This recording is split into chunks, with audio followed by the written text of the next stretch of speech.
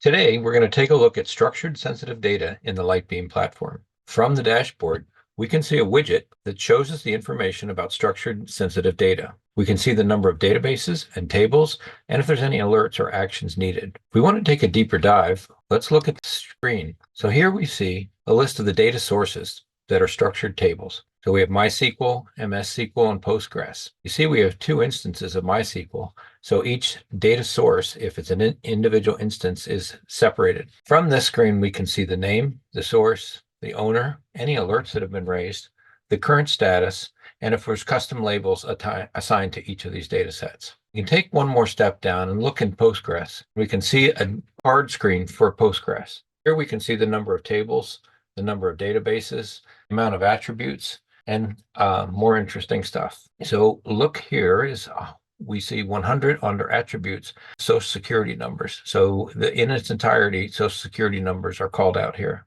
Let's take a deeper dive and look at these tables. On the table screen, we can see a list of all the tables in the Postgres environment.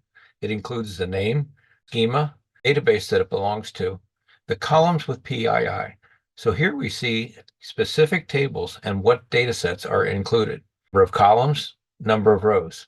Columns with PII, so employee table. Obviously, we would have a lot there.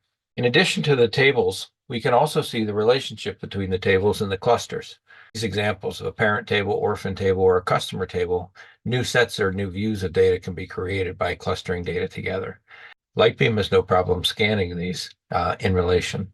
In each of the tables, these are the identities of people who were found. These are the entities. From the entity level, we can see number of attributes that are scared, if it's a human entity or a device, and whether there's a risk been identified.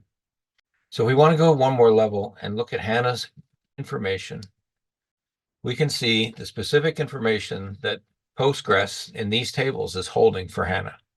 This makes fulfillment of individual rights automated process. That's a look at databases in LightBeam.